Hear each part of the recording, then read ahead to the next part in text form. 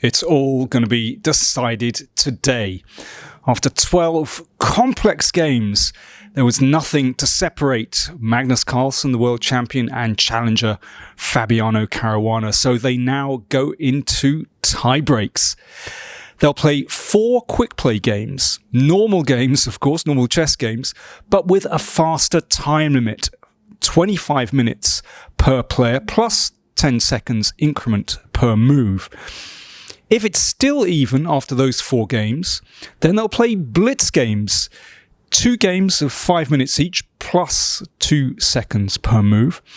And after 5 pairs of those blitz games, if they still haven't got a winner, then they'll play 1 Armageddon game where white has to win, and if black draws, then black will be the winner.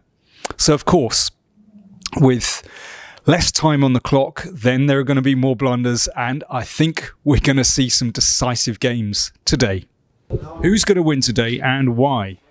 A wise man once said that the ratings never lie, so I think Carlsen is going to win. I think that Caruana will win because he's controlling very well his nerves, and his preparation has been showing very good until now. Magnus Carlsen, he's got a plan. He knew what we were doing in the last game, and he's going for speed chess. He's going to win it. The American Caruana is going to win. Carlsen's favored. Everybody knows he's number 1 ranked in the speed. But I have to say that we're going to see a momentous shift. We're going to bring the trophy back, the championship back, and the number 1 player back to United States where it belongs. I think Carlsen will get out on top simply because he's better under the time pressures. Since I'm Norwegian, I'm going to say Magnus Carlsen, because I think he was tricking Caruana by taking the remis. He's just playing a game, yeah. So who's the favourite going into the tiebreaks? Well, it has to be Magnus Carlsen. He's already won the World Rapid Play Championships twice previously, and he has a superb record in tiebreaks. So, does Fabiano Caruana have a chance? Well, I think he does. In their personal score in speed chess, it's actually 3-3, would you believe?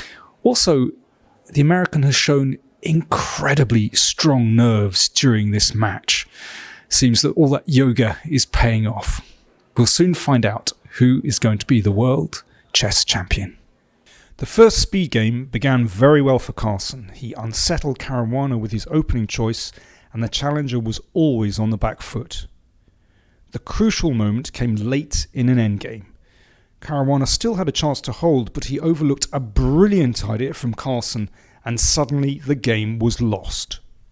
Keen to hit back in game 2, Caruana took on the sharp Sicilian Sveshnikov again, but the strategy rebounded on him as he overlooked a deadly piece sacrifice, and his king was caught in the middle of the board. With a 2-0 lead, the match was as good as over, and Carlsen made no mistake in the third game, winning that one too. A crushing and convincing win for Magnus Carlsen, who retains the title of world champion. The difference between success and failure is very slim. Here's the critical moment from the first quick play game.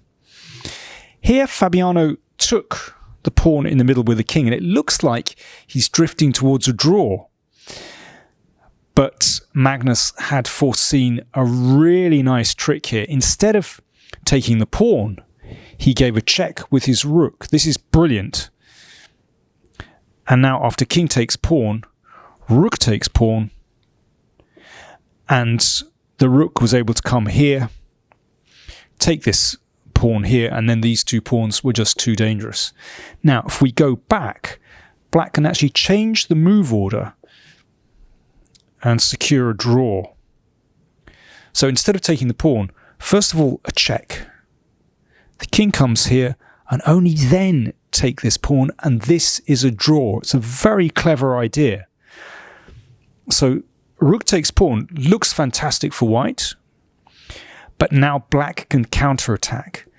This is the point. We can play rook here, and actually the idea is to play the king in and threaten a checkmate. Well, of course, white can avoid that, but basically white cannot avoid a draw here.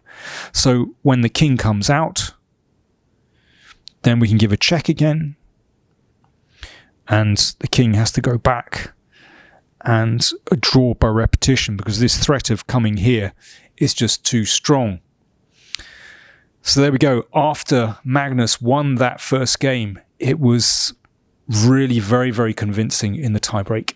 One of the things that I've never done very, very well is to listen to other people's advice. I've always gone my own way, and that's what I did this time as well.